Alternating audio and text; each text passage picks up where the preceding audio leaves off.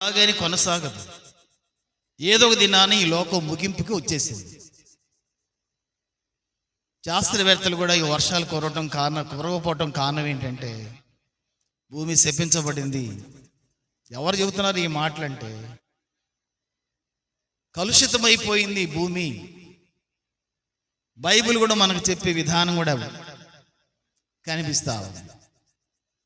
శాపంగా తయారైపోయింది. భయానకమైన పరిస్థితులు ఏర్పడుతున్నాయి. దీని అంతటి కారణం ఏంటంటే ప్రభువైన యేసుక్రీస్తు వారి భూలోకానికి రావటానికి సిద్ధంగా ఉన్నారు. ఇలాంటి పరిస్థితిలో నీవు నేను ఈ లోకంలోంచి ఎత్తబడాలి, తీసుకొని పోబడాలి. తీసుకొని పోబడేవారు ధన్యులు. ఇడిచిపెట్టబడేటువంటి వారు అంతకంటే దౌర్భాగ్యులు మరొకరు. విడిచిపెట్టబడేటువంటి వారి దుస్థితి చాలా ఘోరంగా ఉంటుంది. దేవుని చిత్తం మీద చూద్దాం. ఇవన్నీ ఇదినైనా దేవుని బిడ్డలారా, ప్రభువు రాకడికి మన పరిస్థితి ఎట్లా ఉంది, మనం ఎలా ఉన్నాం? ఇదేమన్నా ప్రభు వచ్చినప్పుడు మన స్థితి ఏంటి? మనము ప్రభువుతో కలిసి వెళ్ళపోగలమా, లేకుంటే ఇక్కడ విడిచిపెట్టగలమా, విడిచిపెట్టబడతామా? ఈ స్థితిలో ఈ దినాన మనం ఎలా ఉన్నాం? ఒకసారి మన హృదయము మన మీద నేరారోపణ లేకుండా చూసుకోవాలి. మన మీద మనకు హృదయము నేరారోపణ చేయకుండా చూసుకోవాలి. ఏ విషయంలో కూడా చూసుకోవాలి. ప్రతి విషయంలో మన హృదయం నా మీద నేరారోపణ చేయకూడదు. నీ హృదయం నీ మీద నేరారోపణ చేయకూడదు. మన హృదయము మన మీద ఒక సాక్ష్యం పలకాలి. శబాష్, బాగున్నావు సింగయ్య అని నా హృదయం నాతో చెప్పాలి. నువ్వు ప్రభు యొక్క రాకడికి వెళ్ళిపోతావని నా హృదయం నాతో చెప్పాలి. నీ హృదయం నీతో చెప్పాలి. ప్రభు వచ్చే సమయంలో నువ్వు వెళతావు అని నీ హృదయం నీ మీద ఏం చేయాలి? సాక్ష్యం చెప్పాలి. అలా చెప్పలేదంటే నువ్వు చాలా ప్రమాదకరమైన పరిస్థితిలో ఉన్నావు. ఇవన్నీ గుర్తుపెట్టుకోవాలి. నీ హృదయం నీ మీద సాక్ష్యం చెప్పకపోతే, నువ్వు వెళ్ళిపోతావు అని చెప్పకపోతే నువ్వు ఎలా ఉన్నావంటే సరైన స్థితిలో లేవు. కాబట్టి మళ్ళీ మనం ఏం చేయాలంటే ఎప్పటికప్పుడు ఏం చేయాలి? పరీక్షించుకోవాలి, సరి చేసుకోవాలి. దేవునికి అయిష్టమైనటువంటి జీవిత విధానం ఎక్కడ తీసేసుకోవాలి. అయ్యా సెల్లలు చూడటానికి ఇక్కడ రాకూడదు, బయటకు పోయి చూసుకోవాలి. సెల్లలు ఎవరు చూస్తారని బయటకు పోయి చూసుకోండి. మిమ్మల్ని ఎవరు అభ్యంతరం చేయరు. ఇక్కడ మాత్రం చూడటానికి వీల్లేదు. మీకు ఎన్నోసార్లు ఈ మాటిమాడికి చెప్పకూడదు.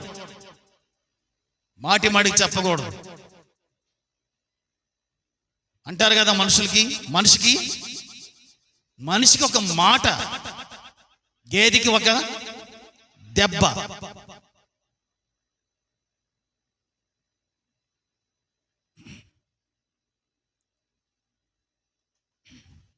ప్రభువు రాబోతున్నారు. ఆయన రాకడికి కొన్ని గుర్తులు ఎలా ఉన్నాయో చూద్దాం. మత్తయి సువార్తలు చూడండి, 24వ అధ్యాయం 7వ వచనం చూడండి. మత్తయి సువార్త 24వ అధ్యాయము 7వ వచనం చదవండి ఒకరు.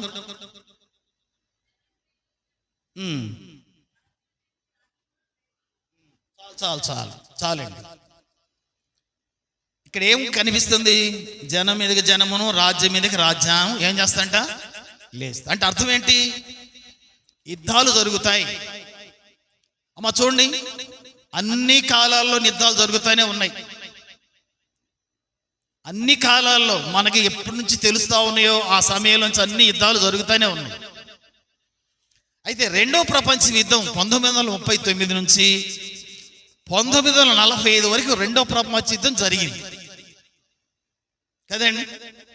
1939 నుంచి 1945 కాలంలో యుద్ధం జరిగింది, రెండో ప్రపంచ యుద్ధం. ఆ సమయం నుంచి ఇప్పుడు యుద్ధాలు పెరగటం తప్ప తరగటం అనేది లేదు. దీనికి కారణం ఏంటంటే ప్రభు అయిన యేసుక్రీస్తు వారు రాకడికి సూచనలు.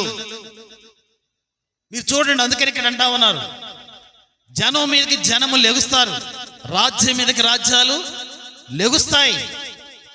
భయానకమైన పరిస్థితులు ఈ దినాన్ని ఇంకా ఈ సంఖ్య పెరగడమే తప్ప తరగటం లేదు. యుద్ధాల సంఖ్య ఏమవుతుందండి? నానాటికి ఏం జరుగుతుంది?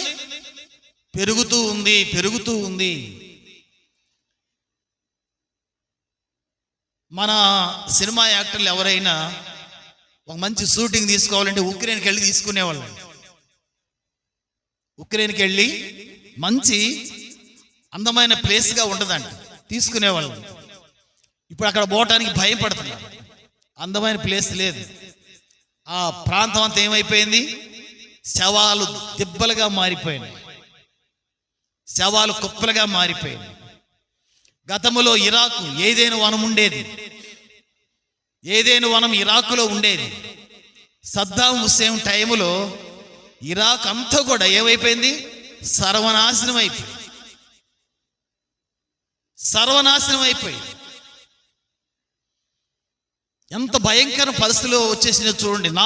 నానాటికి యుద్ధాలు ఏమవుతున్నాయి? పెరుగుతున్నాయి. అయ్యా అమ్మ, ఇవన్నీ కూడా ప్రభు యేసుక్రీస్తు వారికి రాకడికి సూచన.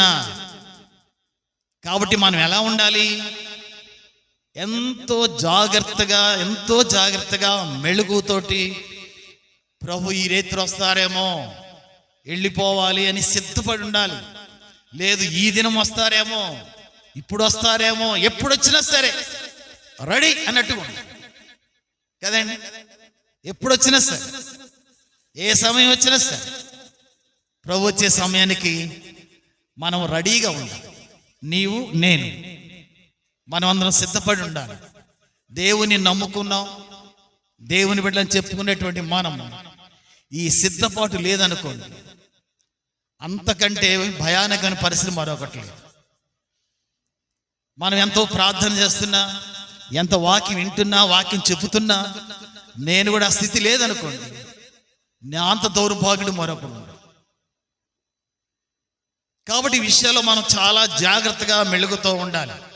రెండో విషయం చూడండి, దానియేలు గ్రంథం చూడండి, 12వ అధ్యాయం 4వ వచనం చూడండి. దానియేలు గ్రంథము 12వ అధ్యాయము 4వ వచనం చదవండి.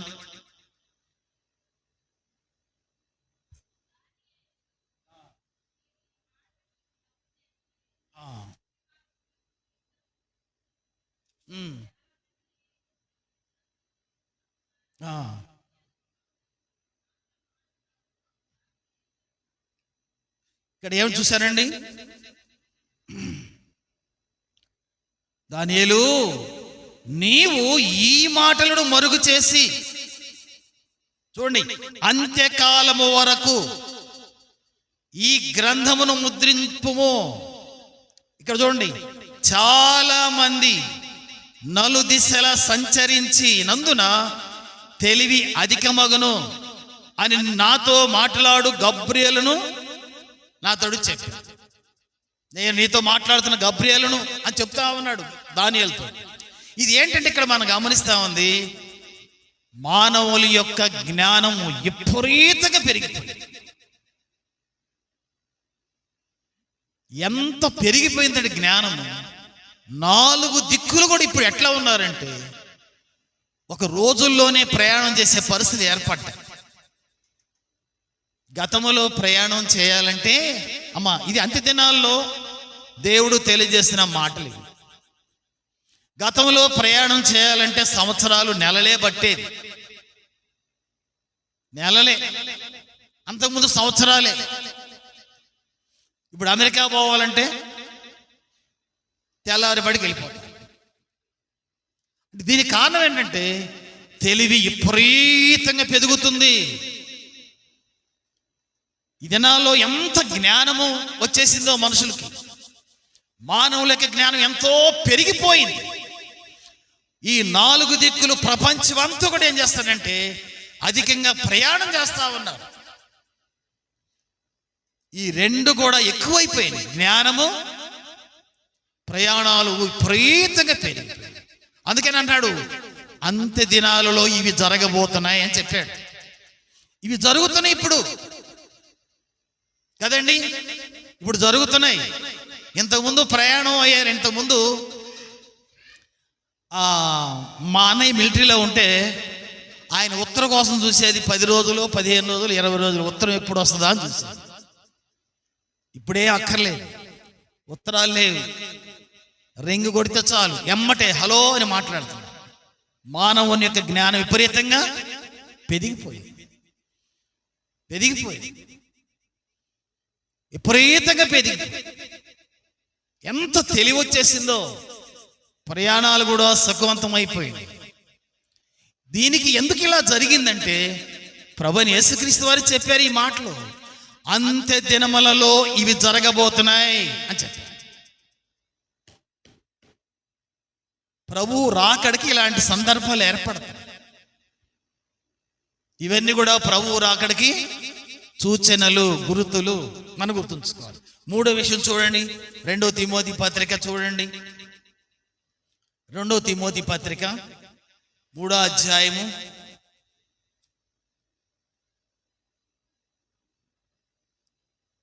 3వ అధ్యాయం చూడండి. 2 తిమోతి పత్రిక 3వ అధ్యాయం మొదటి నుంచి చూడండి 4 వచనాల వరకు. ఇక్కడ ఏ దినాలంట? చివరి దినాల్లో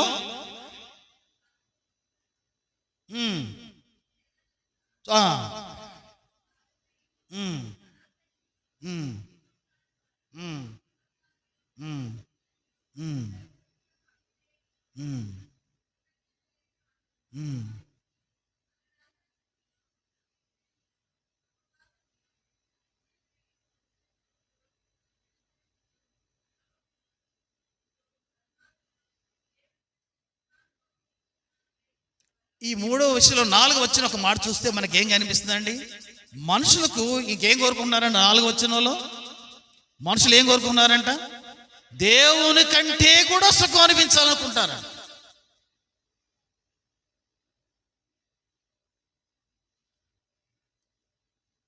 సుఖానుభవం ఎక్కువగా ప్రేమిస్తున్నారండి. అమ్మా, సుఖము సుఖము సుఖమే. ఏమండి, ఈ జారత్వం వివాహాలు కాక మునిపే అనేక మంది యవన బిడ్డలు, యవన పురుషులు ఈ పాపంలోకి వెళ్ళిపోతా ఉన్నారు. సుఖము ఇదొక నాజూకు అయిపోయింది ఇప్పుడు ఈ దినాల్లో.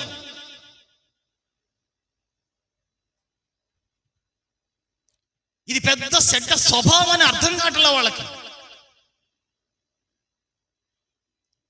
ఈ జారత్వం ఎక్కువగా అయిపోయింది.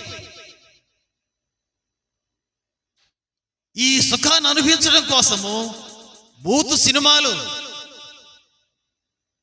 సినిమాలండి. కొంతమంది సెల్లో బూతు దృశ్యాలు చూడటం, బట్టలు లేని దృశ్యాలు చూడటం. ఎంత భయంకర పరిస్థితులకు వచ్చేసిన చూడండి పరిస్థితి.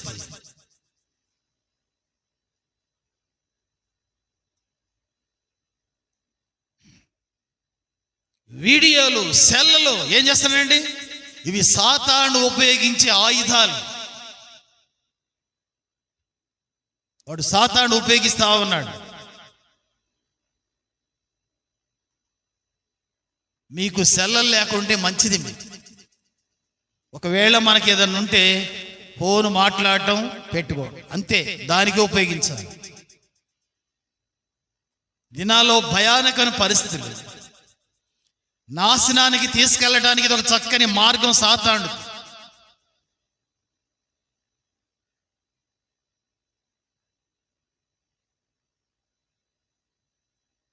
మా చెల్లికి 3 కుమారులు, మా సొంత చెల్లెలే, 3 బిడ్డలు, 3 కుమారులు. పెద్ద కుమారుడికి వివాహం చేశారు. ఆ అబ్బాయి ఏమో ఐఎంలో మిషనరీగా చేస్తా ఉన్నాడు. ఐఎంలో మిషనరీగా చేస్తా ఉన్నాడు. దేవుని సేవకులు ఉన్నారు. వారు అండమాన్ నికోబార్ దీవులకు వెళ్ళారు సేవ చేయ నిమిత్తం.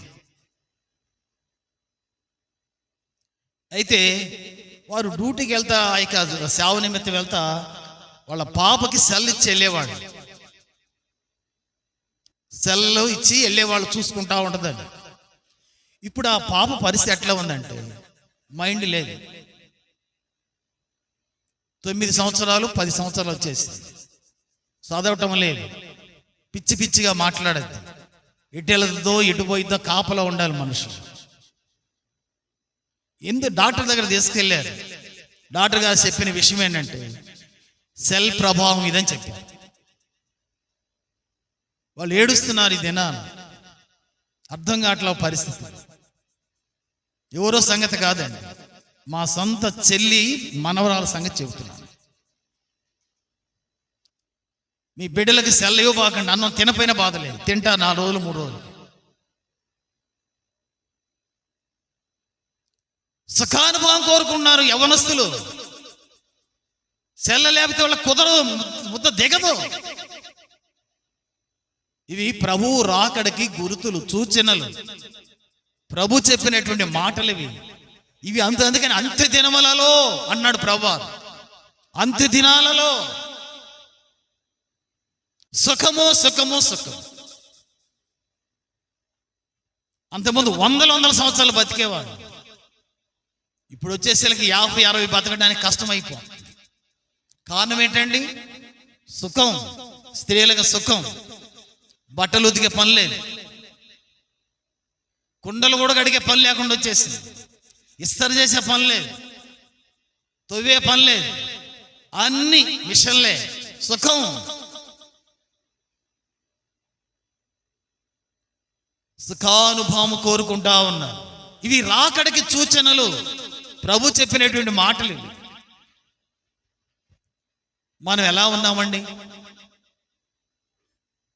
ఈ సుఖానికి కొట్టుకొని పోతున్నామా? మనం ప్రత్యేకించబడి ఉన్నామా? మనం చాలా జాగ్రత్తగా ఉండవలసిన పరిస్థితి. దేవుని బిడ్డలారా, మనం గమనిద్దాం. అదే వచ్చిన మరొకసారి చదవండి, 3 అధ్యాయాలు. మరొక విషయం చూద్దాం. ఆ 3 అధ్యాయంలోని మొదటి నుంచి 3 వచనాల వరకు చదవండి. ఆ అంత్య దినములలో అపాయకరమైన కాలములు వచ్చునని తెలుసుకొనము. ఎనగా మనుషులు స్వార్థప్రియులు, ధనాపేక్షలు, బింకములాడేవారు, అహంకారులు, దూషకులు, తల్లిదండ్రులకు అవిధేయులు, కృతజ్ఞత లేనివారు, అపవిత్రులు, అనురాగహితులు, అతిద్వేషులు, అపవాదకులు, అజితేంద్రులు, క్రూరులు, సజ్జనులు. ఇక్కడ మనకు గమనిస్తే ఏంటండి? అహంకారం. ఎవరన్నా బలగలియండి, మర్యాద సమాధానం చెబుతారండి? యవనస్తులు మర్యాదగా మచ్చడిగా సమాధానం చెప్పేవాళ్ళు ఉన్నారా? తల్లిదండ్రులు చూసుకునే వాళ్ళు ఉన్నారా? ఏమంటే తల్లిదండ్రులు చూసుకునే వాళ్ళు ఉన్నారా? పెద్దలు అయిపోయారు, వీళ్ళు వృద్ధులు అయిపోయారు, వీళ్ళు చూసుకుందామని మనం అనుకుంటున్నారా? వాళ్ళు కొంచెం వస్తే చాలు, ఇంక మనం చూసే పని లేదు, అనాథాశ్రలకు పంపిస్తాము. ఇంతకుముందు చూస్తే ఎంతమంది ముసలోళ్ళు ఉన్నారండి? ఇంతకుముందు ఎంతమంది ముసలోళ్ళు ఇళ్లలో ఉండేవాళ్ళు ఉండటంలో. ఇప్పుడు మొన్న నేను ఒక విషయం చదివాను. ఆయనకి చాలా ఆస్తి ఉంది, చాలా ఆస్తి అంటే 25 ఎకరాల పొలం ఉంది. ఆయన ఇల్లు దాదాపు 1 ఎకరంలో ఇల్లే ఉంది. కుమారులు ఉన్నారు, 3 కుమార్తెలు కూడా ఉన్నారు. ఈయన దగ్గరికి వచ్చేవాళ్ళు ఎవరు లేరు, చూసేవాళ్ళు ఎవరు లేరు. భార్య చనిపోయేది, ఇంక ఈయన దగ్గరకు ఎవరు రావట్లేదు. అప్పుడు ఈయన ఏం చేశారంటే, గవర్నమెంట్ వాళ్ళని పిలిచి నా పొలం అంతా గవర్నమెంట్కి ఇస్తున్నాను, రిజిస్టర్ చేసి పడేసి, నా ఇల్లు కూడా ఏదన్నా నేను చనిపోయిన తర్వాత ఈ యొక్క దీంట్లో పాఠశాల కానీ హాస్పిటల్ కానీ కట్టేసి, నా పిల్లలు వస్తే మాత్రం నా శవాన్ని వాళ్ళకి ఇవ్వద్దు, మీరు దానం చేయండి చెప్పారు. చూడండి ఎట్లాంటి పరిస్థితులు ఏర్పడుతున్నాయి. ఇవన్నీ ప్రభు రాకడగా సూచనలు. నేను చెప్పింది ఒకటే, ఎన్నో ఇంక ఇలాంటి విషయాలు. పెద్దలైన మీ తల్లిదండ్రులు మీరు బాగా చూసుకోండి. అమ్మా, అయ్యా, స్త్రీలు వారి తల్లిదండ్రులు బాగా చూసుకుంటారు. భర్త తల్లిదండ్రులు చూడండి, మీరు అలా ఉండదు. మీ భర్త తల్లిదండ్రులు కూడా మీ తల్లిలాగా చూసుకోండి. అది మీకు ఆశీర్వాదం, మీ బిడ్డలకు దీవెన, మీకు ఆశీర్వాదం. దేవుడు మిమ్మల్ని దీవిస్తాడు, మీకు దీర్ఘాయుష్ని ఇస్తాడు. భవిష్యత్తులో నీ బిడ్డలు చూస్తారు ఈ విషయాలన్నీ, చక్కగా వాళ్ళు మిమ్మల్ని చూసుకుంటారు. పరిస్థితులు ఇప్పుడు అలా లేవు. దేవుని వాక్యం చెబుతున్నమాట, అంత్య దినములలో ఈ పరిస్థితులు జరుగుతున్నాయి. ఎంత చక్కని మాటలండి. మనుషులు స్వార్థం తప్ప వేరేవాడు పోతే పోయాడు, నాది నేనే, నా సుఖం నేనే, వాడు అనవసరం, ఆమె అనవసరం, వాళ్ళ సంగతి అనవసరం. తమ్ముడు లేదు, తన లేదు, మన పరిస్థితి అట్లా వచ్చేసి ఏమొచ్చేసినా సరే ఎంత భయానకమైన పరిస్థితి ఏర్పడ్డాయి. తమ్ముడు లేదు, అన్న లేదు, వడ్డీల మీద వడ్డీలు లాగేటువంటి పరిస్థితి, భయంకరం పరిస్థితి. దేవుని బిడ్డలారా జాగ్రత్తగా ఉండాలి. ఇవి ప్రభు రాకడగా సూచనలు. ధనమే ధనమే, కొంతమందికి ధనమే, ఇంకేం పనికిరాదు, ధనాపేక్ష. లేచిన కాలం నుంచి అదే పిచ్చి, అదే ఆలోచన. ఇవి ప్రభు రాకడగా సూచనలు, ప్రభు రాకడ గుర్తులు ఇవి. దేవుని బిడ్డలారా బింకాలాడేవారు, దోషులు. అసలు ఏం భయంకర పరిస్థితులు అంటే చూడండి, అసలు ఎట్లున్నాయో పరిస్థితులు అంతా కూడా ఎంత భయంకర, దోషించడమే.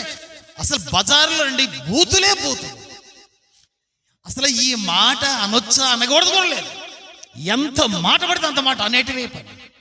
వాళ్ళు స్త్రీలు లేరు, పురుషులు. ప్రభు రాకడికి ఇవన్నీ గుర్తులు ప్రభు చెబుతా ఉన్నారు. నాకు వీళ్ళు మేలు చేసేది లేదు, కృతజ్ఞత లేకుండా పోతా. ద్రోహం చేసే పరిస్థితులు ఇవి ప్రభు రాకడ గుర్తులండి. ప్రభు వచ్చే సమయానికి ఇవన్నీ జరుగుతున్నాయని ప్రభు చెబుతా ఉన్నారు. అయ్యా అమ్మ, ఇదేనా మన పరిస్థితి ఎట్లా? వాక్యానికి మనకు సంబంధం ఉందా? ప్రభు వచ్చే సమయానికి మనం వెళ్ళిపోగలము? ఇంకో మాట చెప్తాను నేను. అరే 1 తిమోతి పత్రిక 4వ అధ్యాయం చూడండి, 1వ వచనం. 1 తిమోతి పత్రిక 4వ అధ్యాయం 1వ వచనం చదవండి. చూడండి, ఏ దినాలంట? కడవరి దినములలో. చూడండి, కడవరి దినములలో కొందరు అబద్ధీకుల వేషధారణ వలన మోసపరుచు ఆత్మల యందును దయ్యముల బోధ యందును లక్ష్యముంచి విశ్వాస భ్రష్టులగుదురని ఆత్మ తేటగా చెప్పు. ఏ దినాలంట? కడవరి దినాలు, అంత్య దినాలలో ఏమొస్తుందంట? విశ్వాసులు తమ విశ్వాసము నుండే ఏమవుతున్నారంట? తొలగిపోతున్నారు. అయ్యా అమ్మా, దేవుని వాక్యం చెబుతున్న చూడండి, ఈ మాట ఎంత చక్కగా ఉన్నాయి. విశ్వాసులు తమ విశ్వాసం నుండి ఏం చేస్తారంట? తొట్టుబాటు పడతా ఉన్నారు.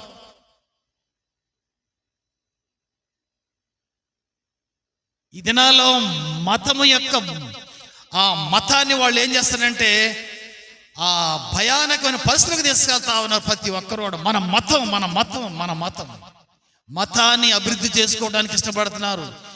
దాని యొక్క పోకడలో వీళ్ళు కూడా విశ్వాసాలను కొట్టుకొని పోతారు. అది ఇక్కడ చెబుతా ఉన్నారు. కొందరు విశ్వాసులు ఏం చేస్తున్నారు?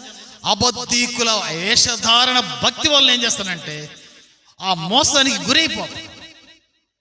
కొంతమంది అబద్ధీకులు ఏం చేస్తారు? వాళ్ళు అబద్ధాలాడి ఆ భక్తి మాటలు చెబుతున్న వాళ్ళకి విశ్వాసులు అనే వాళ్ళు కూడా ఏం చేస్తున్నారంటే తొట్టుబాటు పడే పరిస్థితి వచ్చేసి తొట్టుబాటు పడిపోతున్నారు. అందుకని వాళ్ళ ఆ భాషలు, వాళ్ళ వేషధారణ భాషలకి ఇల్లు కూడా ఏమవుతున్నారు? లొంగిపోతారు, లోనైపోతారు. వాక్యం మీద ఏమైనా చూసుకోవటం, వాక్యం మనకి ఏం చెబుతుందో అర్థం కాదు. దేవుని బిడ్డలారా మనం గమనించాలి ఈ విషయాలు. అందుకని ప్రభు చెబుతున్న మాట, తమ విశ్వాసం నుండి ఏం చేస్తారంటే తొట్టుబాటు పడిపోతున్నారు. మనం ఇలాంటి భయానకమైన కాలంలో ఉన్నాం. మత పద్ధతులకి చాలా ప్రాధాన్యత ఇస్తా ఉన్నటువంటి పరిస్థితులు కనిపిస్తున్నాయి. ఇంత ముందు లేదండి ఇలాంటి ఆ యొక్క మతాన్ని రెచ్చగొట్టుకునే విషయంలో. ఇంతకు ముందు లేదు అది. మత పద్ధతుల్ని మనం అవలంబిద్దామనే ఉద్దేశం ఇంతకు ముందు లేదు అది. ఇప్పుడు విపరీతం అయిపోయింది. దీనికి అనేక విధాలుగా విశ్వాసాలు అనుకోండి వాళ్ళు ఏమవుతున్నారు? మాకు తెలిసిన విషయం, తిమ్మరాజుపాలెంలో నేను వెళ్ళాను. తిమ్మరాజుపాలెం వెళ్ళినప్పుడు కొంతమంది పర్చూరు వెళ్తున్నారు, చర్చిలకి వెళ్తున్నారు. ఆ వెళ్ళేటువంటి వాళ్ళకి వీళ్ళు ఏం చేశారంటే, వీళ్ళు మనం ఆపాలి, ఏం చేద్దాం? పిలిచి ఆ వెళ్ళేటువంటి వారికి నువ్వు ఆ పెద్దవి, నువ్వు ఈ పెద్దవి, ఈ పెద్ద మా చర్చిలో ఉండాలి. వాళ్ళకు కూడా ఇప్పుడు ఏమైపోయిందంటే చాలా బాగుంది. ఇంతకుముందు వాళ్ళు గౌరవించేవాళ్ళు కాదు. ఇప్పుడు ఏమైందంటే ఆ మతాన్ని ఏం చేసే వాళ్ళకి, ఆ పద్ధతులను ఏం చేసే వాళ్ళకి అంటకట్టేసి వాళ్ళు విశ్వాసం ఇప్పుడు భ్రష్టులైపోయారు. లోకంలో కలిసిపోయి ఇప్పుడు ఏం చేస్తారు వాళ్ళు కూడా మన మతమే, మన పెద్దది, మన పద్ధతి, మన మతమే. విశ్వాసులు హీనులైపోతాం. దేవుని బిడ్డలారా, ఇవన్నీ అంత్య దినాలకి సంబంధించిన విషయాలు ప్రభు చెబుతాం. ఇవి ప్రభు రాకడికి సూచనలు. చివరి ఒక మాట చెప్పి ముగిస్తాం. లూకాసు వార్త చూడండి, 21వ అధ్యాయం. లూకాసు వార్త 21వ అధ్యాయం 29 నుంచి మనం చూద్దాం. 21వ అధ్యాయము 29వ వచనం, 29వ వచనం నుండి మనం చూద్దాం, 32 వరకు చూద్దాం. చదవండి. మరి ఆయన, నేను చదువుతున్నాను. మరి ఆయన వారితో ఈ ఉపమానం చెప్పారు.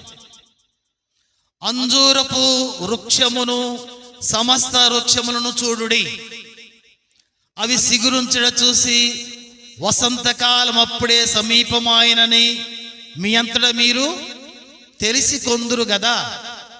అటువలే మీరు ఈ సంగతులు జరుగుట చూసినప్పుడు దేవుని రాజ్యము సమీపమాయనని తెలుసుకొనుడి.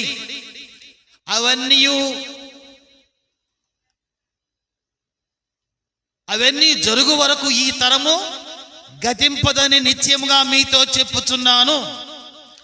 చాలు. ఈ మాట జాగ్రత్త వినాలి. నేను చెప్పి ముగిస్తాను. అమ్మా, యేసు ప్రభు వారు చెప్పారు,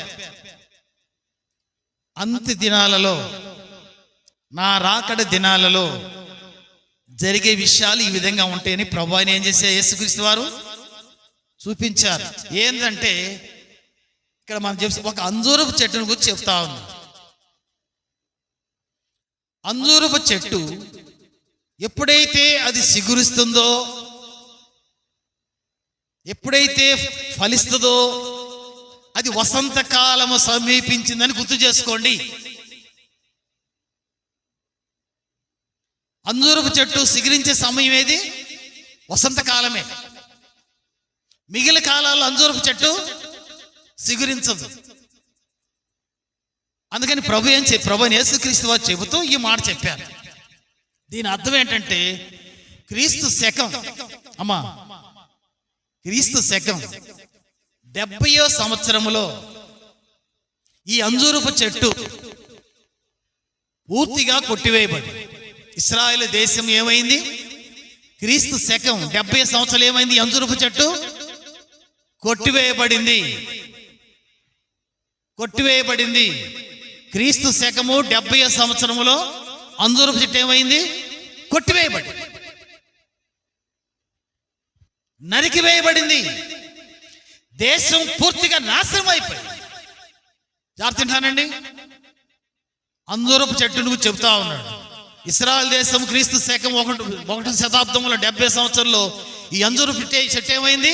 పూర్తిగా కొట్టివేయబడింది, తుడిచిపెట్టబడింది. ఆ సమయంలో ఇశ్రాయేలీయులు నలుదిక్కులా వ్యాపించారు, చెదిరిపోయారు. ప్రపంచంలో నలుమూలలో చెదిరిపోయారు. దేశంలో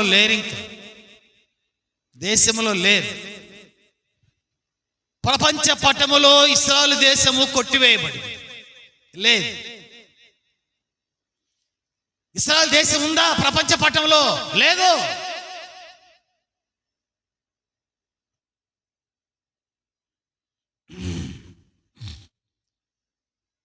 అప్పటి నుండి ఈ అంజూరపు చెట్టు 19 శతాబ్దాలు, 1900 సంవత్సరాలు ఈ అంజూరపు చెట్టే లేదు. అయ్యా, ఎన్ని సంవత్సరాలు లేదండి? 1900 సంవత్సరాలు లేదు, అంజూరపు చెట్టు లేదు.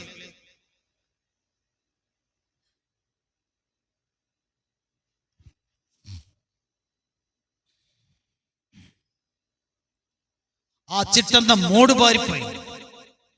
అయితే 1948వ సంవత్సరం మే నెలలో, వినాలి, మే నెల 1940వ సంవత్సరంలో ఇశ్రాయేలు దేశం మళ్ళా జన్మించింది,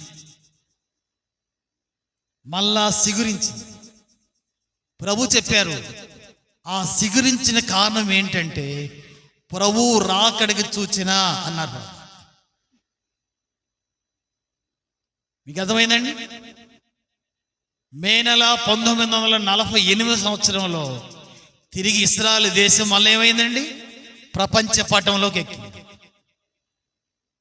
ప్రపంచ పటంలో చూపించబడతా ఉంది. ఇశ్రాయేలు దేశం మరలా ప్రపంచ పటంలోకి వచ్చేసింది. ఏంటి అసలు ఇది?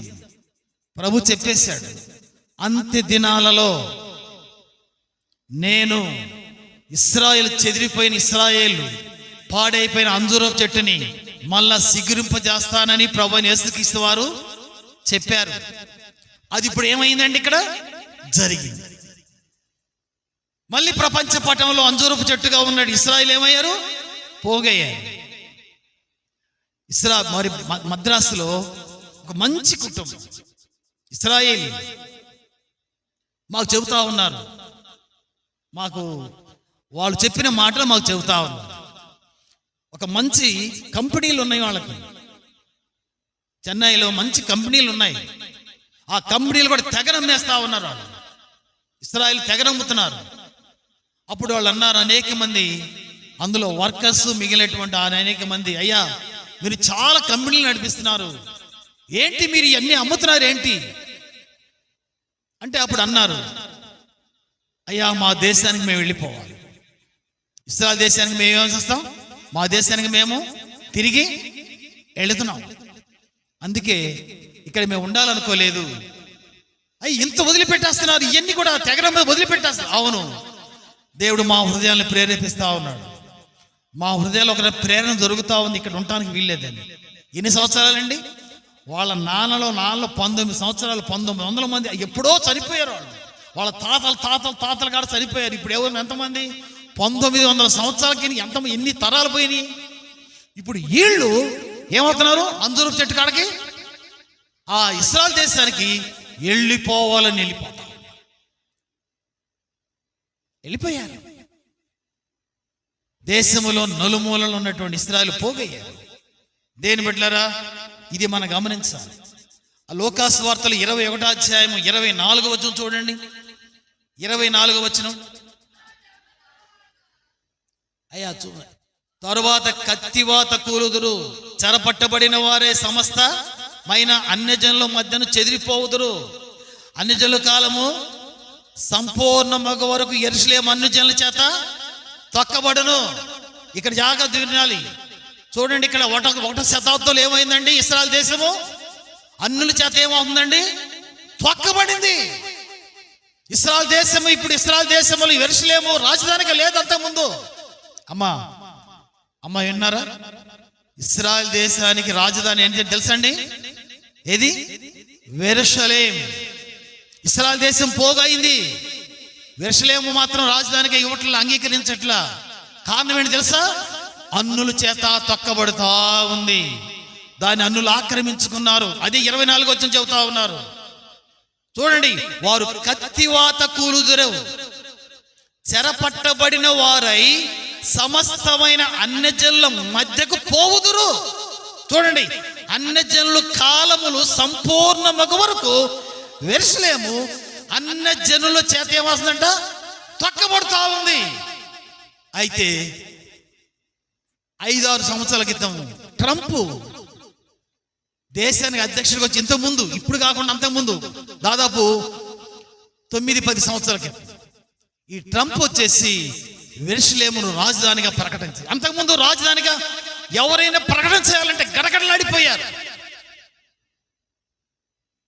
ఈ ట్రంప్ వచ్చేసి యెరూషలేమును రాజధానిగా ప్రకటన చేసి,